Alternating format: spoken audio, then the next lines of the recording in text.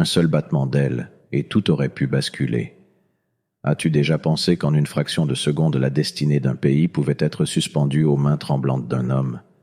Aujourd'hui, je vais te raconter l'histoire incroyable d'un pilote algérien qui a défié la peur, la gravité et même la mort pour exécuter une manœuvre qui a laissé le président Tebboune sans voix. Le soleil d'Algérie cognait fort ce matin-là, faisant miroiter la chaleur sur l'asphalte comme un mirage. Sur le vaste tarmac de la base aérienne, des uniformes impeccables se pressaient, rangés par grade et distinction. On entendait des talons claquer, des ordres brefs claquer comme des fouets, pendant que des techniciens couraient vérifier pour la 100e fois les trains d'atterrissage, les entrées d'air, les trappes de maintenance. Dans la tribune officielle, les regards convergeaient vers un ciel encore paisible. Des délégations étrangères, des attachés militaires venus d'Europe et du Moyen-Orient, contemplèrent la scène avec un mélange de curiosité et d'appréhension. Au premier rang, le président Abdelmadjid Tebboune, lui-même impassible, les mains croisées sur ses genoux, attendait de voir si son armée allait honorer la confiance qu'il plaçait en elle. Pour l'Algérie, ce n'était pas qu'un spectacle, c'était une déclaration de force, un message muet mais retentissant envoyé au monde entier. Pourtant, au milieu de cet apparat officiel et des formules de politesse échangées entre diplomates, il y avait un homme, un seul, enfermé dans son cockpit, qui allait transformer cette démonstration en quelque chose de bien plus grand qu'un simple ballet militaire. À l'intérieur du cockpit exigu, les instruments scintillaient de signaux lumineux, comme autant d'yeux scrutant le moindre faux mouvement. Le jeune commandant passa sa main sur son casque, avala sa salive, puis jeta un regard déterminé à son copilote, qui répondit par un hochement nerveux. Sans attendre davantage, il poussa la manette des gaz à son maximum.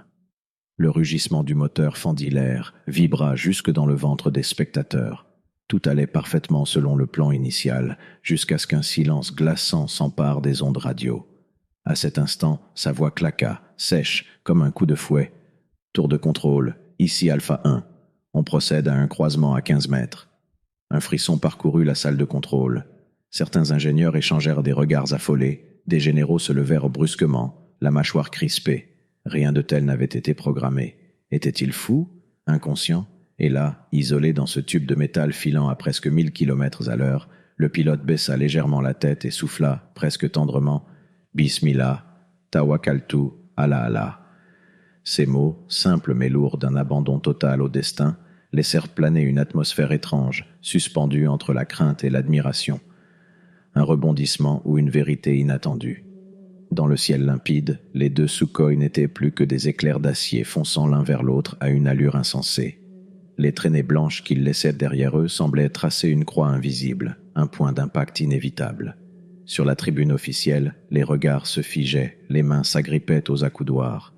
Des ministres murmurèrent des invocations à mi-voix, d'autres fermèrent simplement les yeux, incapables de soutenir la scène. Puis, comme si le temps ralentissait pour leur offrir un spectacle cruel, les deux avions se rapprochèrent encore, et soudain, pfft, un souffle violent, presque audible à l'oreille nue, fit vibrer l'air. Pas d'explosion, pas d'étincelle, juste la matière même du vent, lacérée par la perfection d'un croisement millimétré.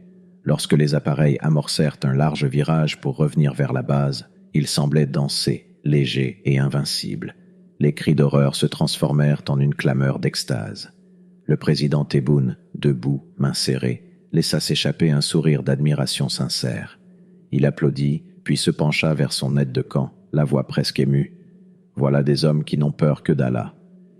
Et dans ce simple aveu, toute la grandeur silencieuse de la foi se révéla, éclipsant les drapeaux, les uniformes et même le vacarme des moteurs. Implication profonde, émotion et conscience. Ce n'était pas seulement une affaire de kérosène et de commandes électroniques, ni un simple exploit aéronautique à inscrire sur un rapport militaire.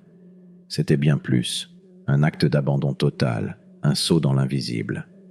Ces hommes, enfermés dans leurs fragiles coquilles d'aluminium filant à près de 900 km/h, se savaient suspendus au décret d'Allah, Al-Qadir, le Tout-Puissant qui donne vie et rappelle à lui quand il le veut. Ils n'étaient pas des héros téméraires ivres de vitesse, ni des machines dépourvues de peur. Bien au contraire, leur cœur battait au rythme des invocations, vibrant d'un mélange d'effroi et de certitude. Ils portaient en eux une foi si dense qu'elle surpassait le poids de leurs missiles. Car la vraie grandeur ne jaillit pas des réacteurs ni du sang-froid. Elle se révèle dans la prosternation intime de l'âme qui se remet entièrement à la volonté du Créateur. Hasbunallahu wa ni'mal wakil. Qu'Allah est suffisant comme protecteur, qu'il est le meilleur garant. Rappelle le Coran dans Al-Ahzab 33.3. Alors dis-moi sincèrement, as-tu déjà déposé ton cœur à ses pieds jusqu'à étouffer cette peur primitive qui te paralyse? As-tu déjà sauté, guidé par la seule lumière d'Allah? Préparation à la conclusion, dernier choc ou mystère. Plus tard, dans l'ombre feutrée d'un bureau officiel, loin du tumulte des applaudissements et des flashs, le pilote fut introduit devant le président. Tebboune le fixa longuement, comme s'il cherchait à sonder l'âme de cet homme qui avait tutoyé la mort sans broncher. Autour d'eux, les officiers gardaient un silence religieux, presque oppressant, conscients d'assister à un moment qui dépassait la simple hiérarchie militaire. Le président tendit enfin la main, la serra fermement, puis s'attarda dans un mutisme lourd de respect. Il observe ce jeune officier aux traits tirés, au regard étonnamment paisible. Ce silence n'était pas gêné, il ressemblait plutôt à une contemplation, la rencontre muette de deux destins façonnés par quelque chose de bien plus grand que la volonté humaine. Des témoins chuchotent encore qu'une larme brilla dans l'œil du pilote quand il souffla, la voix un peu cassée. « Monsieur le Président, ce n'était pas moi qui pilotais, mais la Qadar d'Allah. » Depuis, dans les couloirs solennels du ministère, on raconte cette scène à voix basse, comme une légende vivante.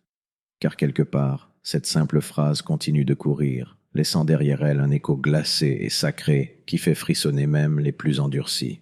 Alors, la prochaine fois que tu regarderas un avion tracer un sillage blanc dans l'azur, souviens-toi, ce n'est peut-être pas juste un pilote et son appareil, c'est peut-être un cœur humble qui a tout remis entre les mains du Créateur, défiant la mort avec la sérénité de celui qui dit sincèrement « Hasbunallahu wa ni'mal wakil ». Allah nous suffit, il est le meilleur garant. Réfléchis à cela et demande-toi, si demain on t'ordonnait de voler droit vers le danger, aurais-tu assez de foi pour dire « Bismillah » et avancer?